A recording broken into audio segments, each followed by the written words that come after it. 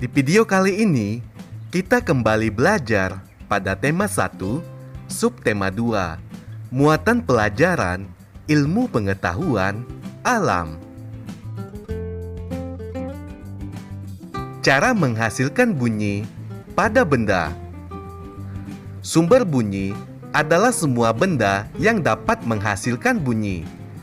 Bunyi dihasilkan oleh benda yang bergetar. Contoh sumber bunyi antara lain alat musik. Yang pertama, biola. Senar biola yang digesek menghasilkan bunyi. Bunyi dihasilkan dari senar yang bergetar. Yang kedua, marakas. Marakas yang digoyangkan akan menghasilkan bunyi. Butiran dalam marakas saling bertumbukan sehingga menghasilkan bunyi. Yang ketiga, gendang. Saat dipukul, kulit gendang akan bergetar dan menghasilkan bunyi. Pendengaran manusia. Telinga merupakan salah satu panca indera. Fungsi telinga yaitu sebagai alat pendengaran dan alat keseimbangan tubuh. Telinga terbagi menjadi 3 bagian, yaitu telinga luar, telinga tengah, dan telinga dalam. Telinga luar. Telinga luar terdiri dari daun telinga, lubang telinga, dan liang telinga atau saluran pendengaran. Daun telinga tersusun dari tulang rawan. Daun telinga berfungsi menangkap getaran bunyi. Berikutnya, lubang telinga. Lubang telinga terletak di pangkal daun telinga. Lubang telinga berfungsi sebagai tempat masuknya bunyi ke dalam telinga. Selanjutnya, liang telinga berfungsi meneruskan bunyi ke telinga tengah. Pada liang telinga terdapat rambut halus yang berfungsi menghalangi debu dan air yang masuk ke telinga. Telinga tengah terdiri dari gendang telinga dan tulang pendengaran. Gendang telinga atau membran timpani berupa selaput tipis yang peka terhadap bunyi. Gendang telinga akan bergetar saat menerima gelombang bunyi.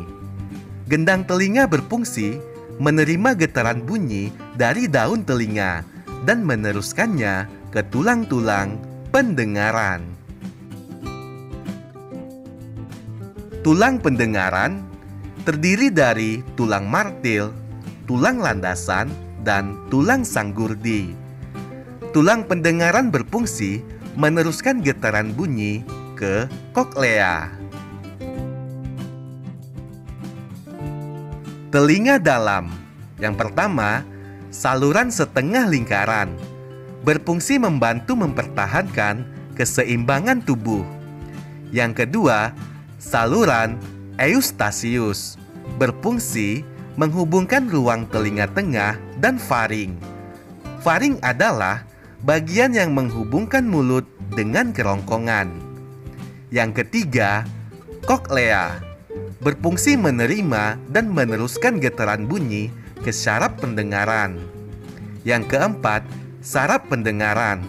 Berfungsi meneruskan bunyi ke otak.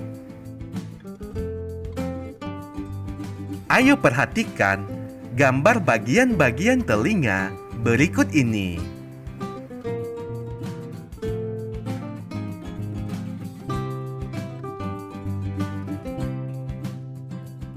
Proses mendengar bunyi. Proses mendengar bunyi dimulai dari getaran dari sumber bunyi. Selanjutnya, gelombang bunyi ditangkap oleh daun telinga. Kemudian, gelombang bunyi merambat di liang telinga. Bunyi menggetarkan gendang telinga. Selanjutnya, getaran liang telinga menggetarkan tulang-tulang pendengaran. Selanjutnya, Koklea menangkap getaran dari tulang-tulang pendengaran dan mengirimnya ke saraf pendengaran. Dan yang terakhir, saraf pendengaran mengirimkan rangsangan bunyi ke otak. Otak menerjemahkan bunyi yang didengar. Kepekaan telinga sebagai indera pendengar.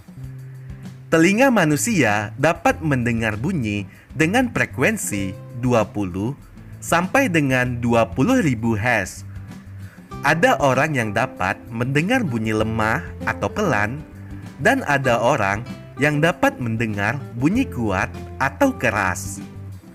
Indera pendengar yang baik dapat mendengar dengan jelas asal sumber bunyi dan tinggi rendah bunyi. Memelihara kesehatan telinga. Telinga perlu dirawat kebersihannya agar tetap sehat. Berikut adalah cara-cara merawat telinga. Bersihkan telinga bagian luar secara teratur menggunakan kapas yang bersih. Jangan mengorek-ngorek telinga karena dapat mendorong kotoran lebih dalam dan kotoran akan semakin menumpuk. Kotoran yang menumpuk dapat mengganggu pendengaran, mengakibatkan robeknya selaput gendang telinga. Jika kotoran telinga banyak, pergilah ke dokter THT atau dokter telinga, hidung, dan tenggorokan. Tujuannya untuk dibersihkan. Berikutnya, jika ada suara yang memekakkan telinga, segera tutup kedua lubang telinga agar gendang telinga tidak rusak.